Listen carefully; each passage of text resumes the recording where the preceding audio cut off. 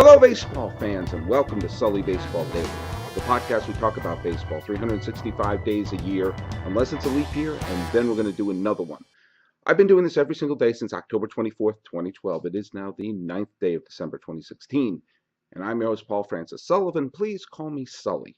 I'm recording this from a Sully Baseball studio in Palo Alto, California, the birthplace of Oakland A's manager Bob Melvin, and just down the 101 from AT&T Park, the home of the San Francisco Giants. I'm doing another video podcast today. Why? I don't know.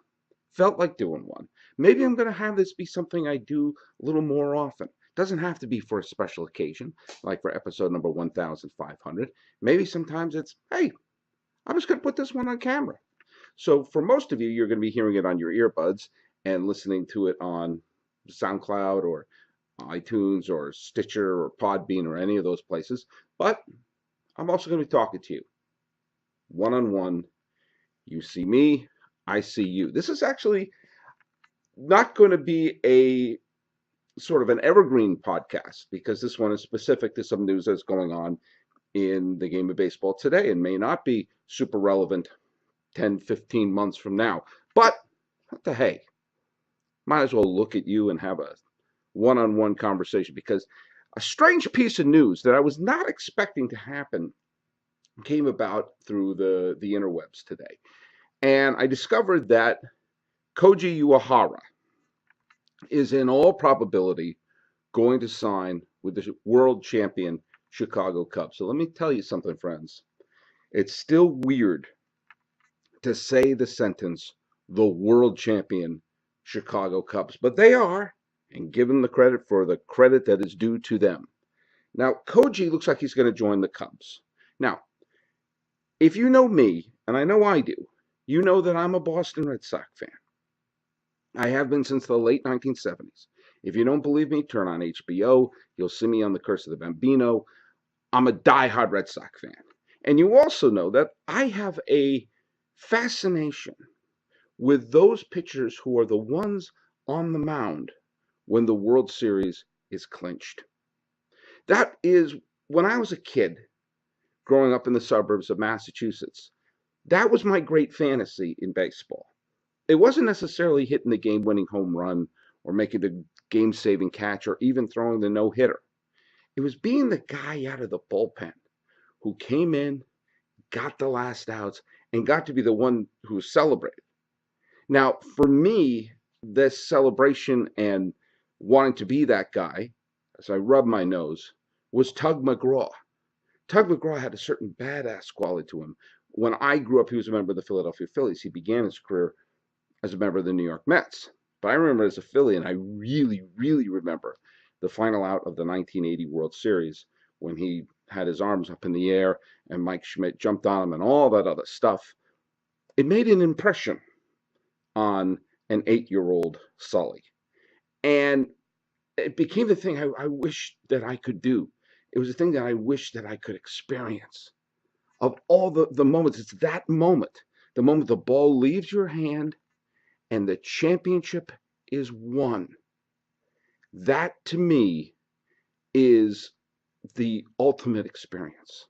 And I have a fascination of those players who have experienced that, who have done that. That, to me, is something that I have a tremendous amount of reverence for, those exact moments. The series is won, and this is the pitcher who threw the clinching pitch. I follow Keith Folk on Twitter, and to me, he lived the ultimate fantasy of Red Sox fans everywhere, of getting that ball back in his hands and throwing it over to Mankiewicz, or however the hell you pronounce his name, to get the final out. To me, that is the pinnacle. That is the ultimate moment. For a while, I used, when I was doing some things in the world of comedy, and I sometimes used an alias when I was writing letters and emails on my behalf. And the alias that I used was Carl Mays. Carl Mays was the pitcher who was on the mound when the Red Sox won the 1918 World Series, which at the time was the last one they had won. And those of you who are into baseball history also know that Carl Mays is the only person to kill someone with a pitch. He threw a pitch, hit Chapman of the Indians on the head, crushed his skull. That was my pseudonym. So when I look at those pitchers who are the ones who clinched the championship, to me, I have a great sense of, I don't know. I look at them and say, you've achieved something that I can't even fathom. And some of the names are names that you would expect if you go down the list of the pitchers who have done that. There have been great starting pitchers who have thrown complete game victories to win a World Series. Sandy Koufax, Bob Gibson, Orel Hershiser. More recently, a pitcher like Josh Beckett pulled off the trick in 2003. Most of the time, it's a closer. Most of the times, it's the bullpen closer. Mariano Rivera did a bunch of times. You saw Hall of Fame closers like Raleigh Fingers, like Bruce Sutter, like Dennis Eckersley, like Rich Gossage all pulled off that title. And the closer du jour, that sometimes you have, it's not necessarily a great Hall of Fame closer, but it was the closer for that particular team. So you saw Brad Lidge, Bobby Jenks, Willie Hernandez. Hell, Keith Folk, who wasn't a Red Sox for that long, but got the great moment. And one of the pitchers who have done that, one of three living pitchers who have experienced the moment of clinching a world championship for the Boston Red Sox, is Koji Uehara. Now, believe me, friends, when the Red Sox acquired him before the 2013 season, I did not expect him to be on that list. I did not expect him to become a Red Sox immortal. I thought he was a nice pickup, but that was coming after the debacle of a season that the Red Sox had with Bobby Valentine as their manager.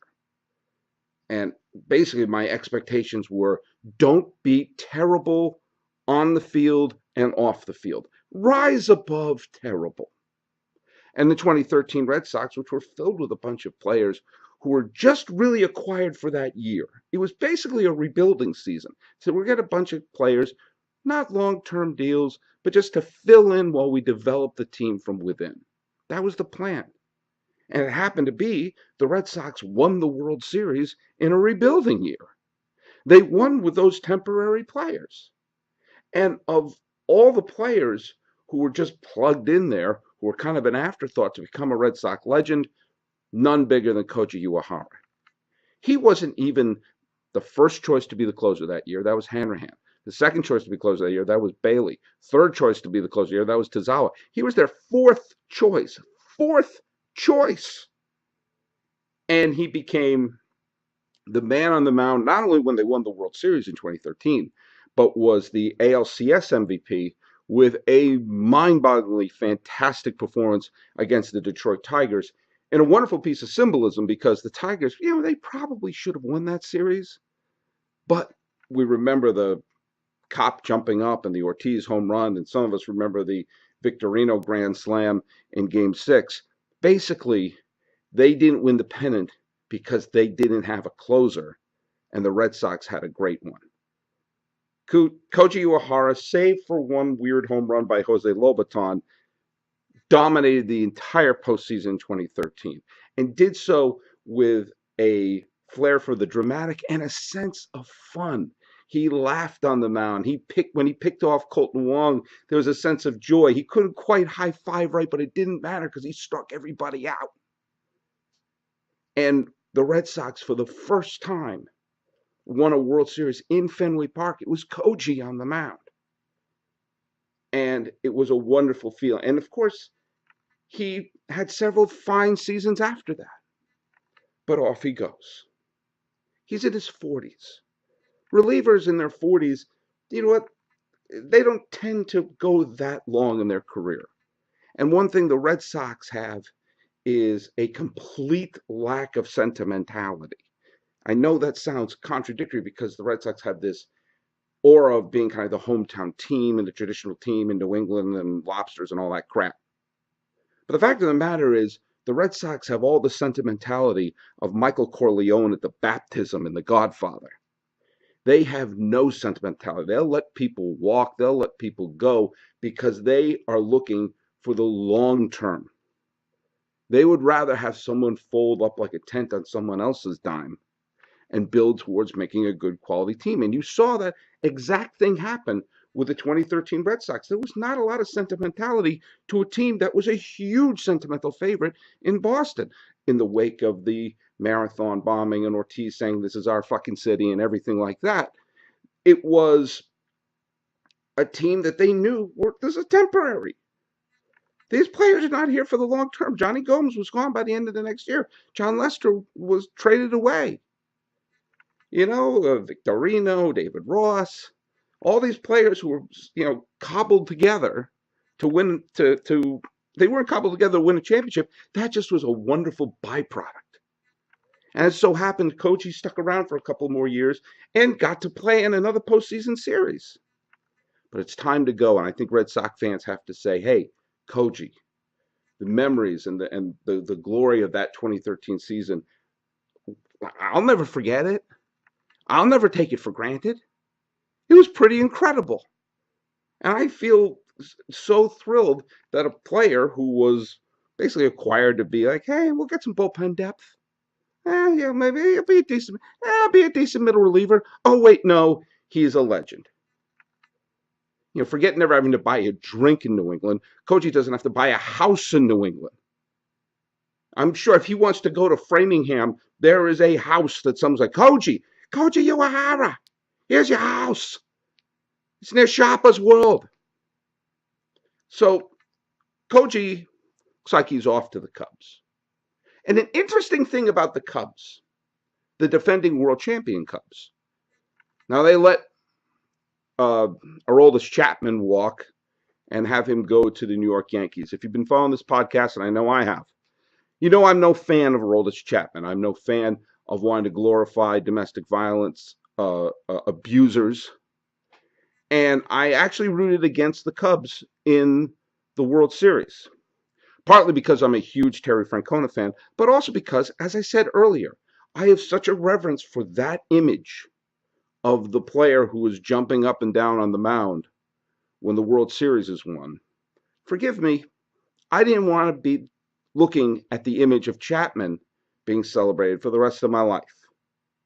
I'm sure there have been really deplorable people left and right who have been that image, but we know what he did.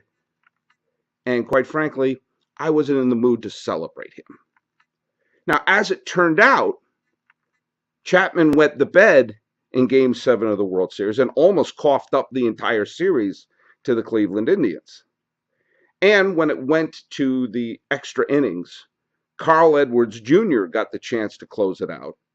And when he couldn't pull it off and the Indians rallied, in came Mike Montgomery. Mike Montgomery went into Game 7 of the 2016 World Series tied with me for professional saves. He had no saves in the minor leagues. He had no saves in the major leagues. He wasn't even on the Cubs until they picked him up in July or August to just give him, just throw in an extra arm, kind of like the way the Red Sox picked up Koji. And of course, it was Mike Montgomery who got the honors of the final out. And as it turned out, the image that people show of the final out is either Bryant throwing the ball with a big grin on his face, or the coolest of all, Rizzo getting the final out and tucking that ball in his back pocket, realizing, my kids can go to law school if I just keep this ball. So Montgomery remains a member of the Cubs. It looks like Koji Uehara is going to be his teammate. The Cubs are going to have a new closer. The closer is Wade Davis. And for the second straight year, Wade Davis will be the closer on the defending world champions. Because remember, Davis was the closer for the 2015 Kansas City Royals and happened to be the pitcher on the mound when the Royals won the World Series. Now think about that for a second. After all these years of the Cubs not winning and Billy Goats and all this other crap, they are now, assuming the Uehara deal goes through, they're going to have Montgomery, Davis, and Uehara. That's 3 of the last 4 pitchers who have been on the mound to clinch a World Series, currently wearing Cubs uniforms.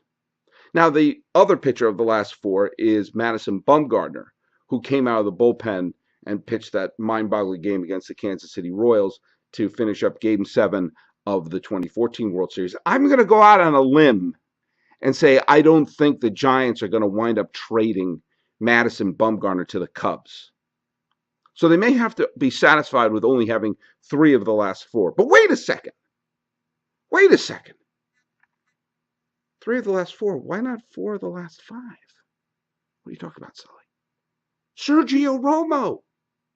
Remember Sergio Romo and the little dance that he does? He was on the mound when the Giants won the World Series in 2012 against the Detroit Tigers. He's a free agent.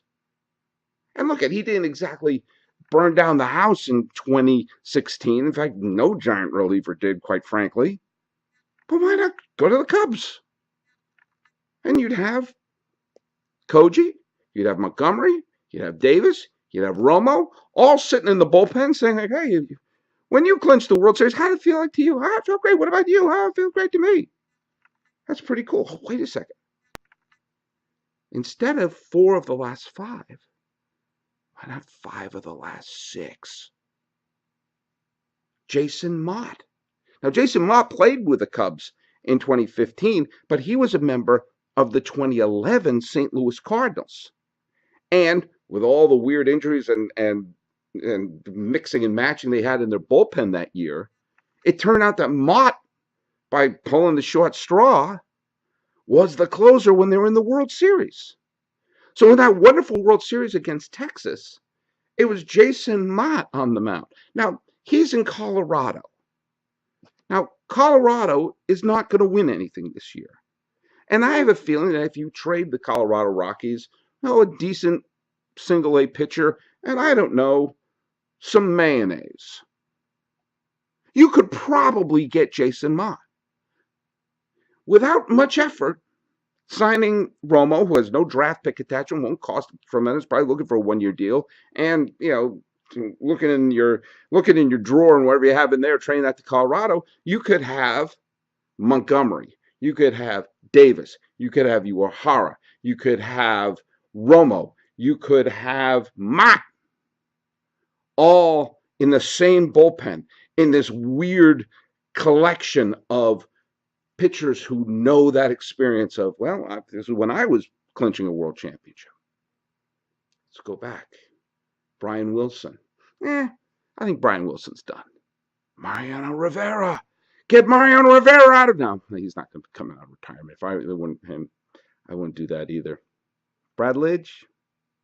I think he's retired too. Wait a minute. Jonathan Papelbon. Laugh all you want. Images of him choking Bryce Harper notwithstanding. Jonathan Papelbon led the Washington Nationals in saves last year. Now, I don't know if that's a scathing indictment of the save stat, which it very well may be.